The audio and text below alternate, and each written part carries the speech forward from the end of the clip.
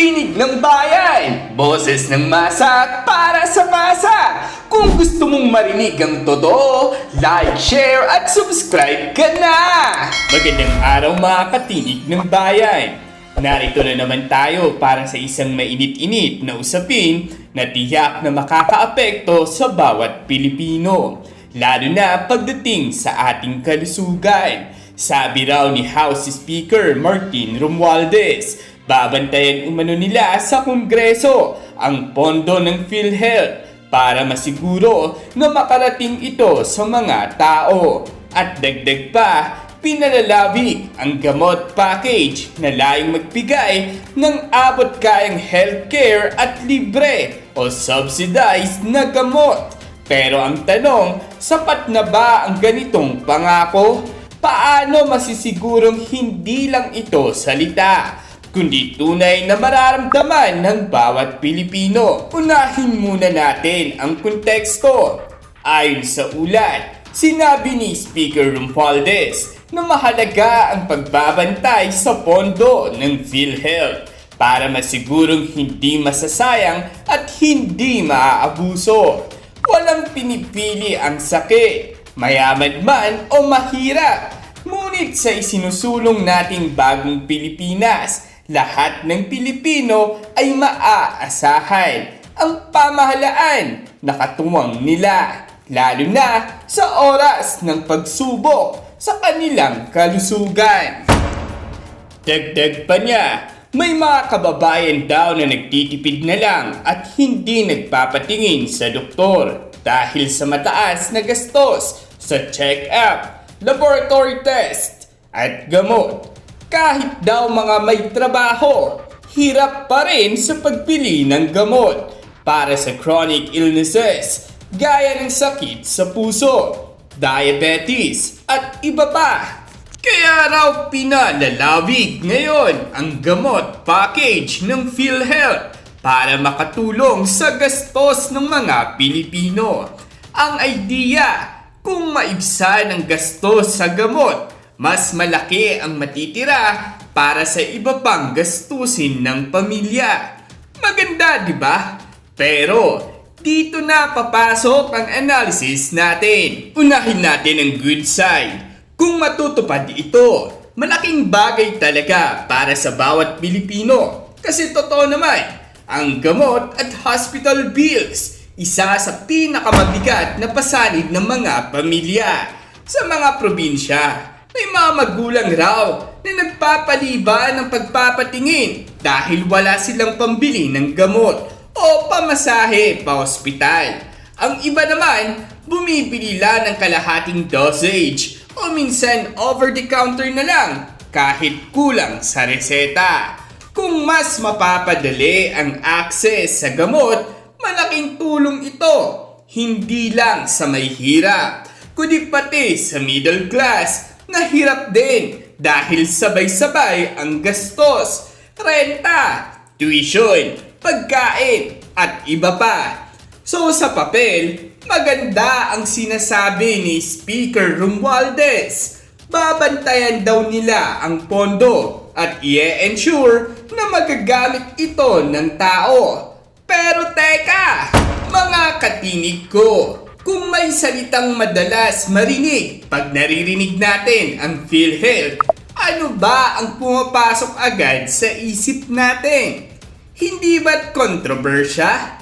Naaalala niyo pa yung mga alegasyon raw noon ng bilyong-bilyong anomalya umano sa pondo ng PhilHealth.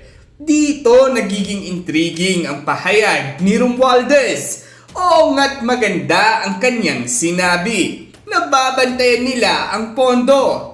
Pero paano raw? Ano ba ang mekanismo? Kasi kung babalikan natin, ilang beses nang nangako ang iba't ibang leader na babantayan. Pero bakit patuloy pa rin nagkaroon ng issue? Para bang sinasabi ng ilan nating kababayan, narinig na namin yan noon. Pero bakit parang hindi pa rin ramdam hanggang ngayon?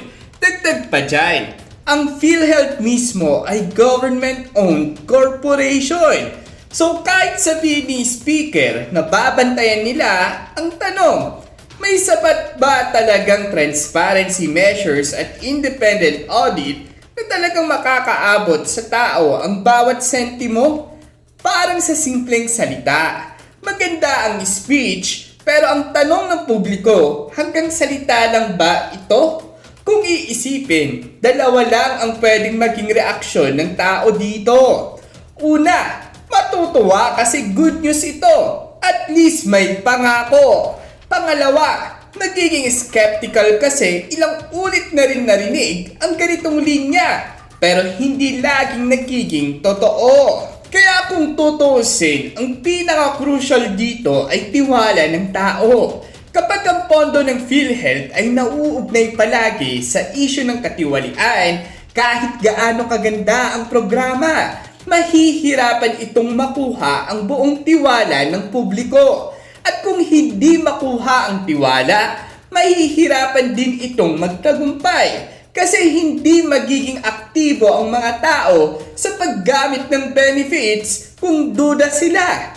Mga katinig ko, ito ay mas malalim pa sa simpleng pondo lang. Usapin ito ng kalusugan ng bansa. Totoo, may gamot package. Pero paano naman ang kakulangan ng doktor at nurses? Paano ang mababang sahod ng health workers? Kahit may pondo ka para sa gamot, kung kulang ang hospital facilities at overwork ang staff, mahirap pa rin ang sitwasyon.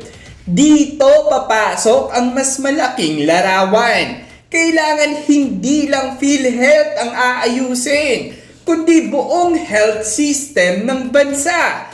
Kung ang bagong Pilipinas ay naglalayong masiguro ang kalinga at pag-aaruga, dapat isabay dito ang investment sa public hospitals, dagdag sahod sa frontliners, at mas transparent na procurement ng gamot. So mga katinig ko, balikan natin ang tanong. Sapat na ba ang pangako na babantayan daw ang pondo? Ang sagot, simula pa lang ito.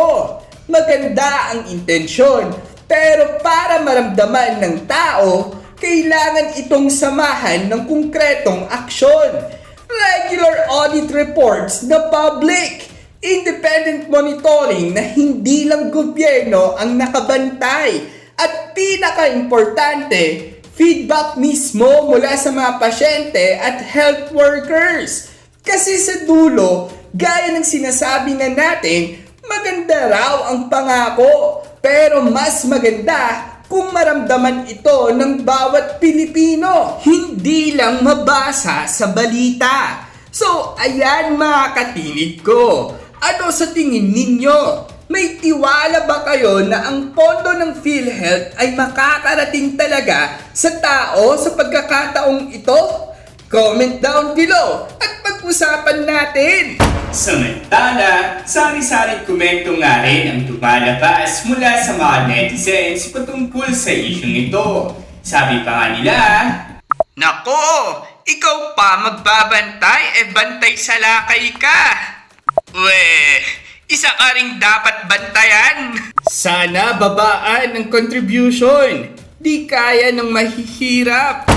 Muli, ang mga opinyong ito ay pawang galing sa mga netizens at hindi nangangahulugang opisyal na pananaw ng ating programa. Layunin nating ilahad ang kabuuan ng pulso ng bayan. At dyan nagtatapos ang usapan natin ngayon.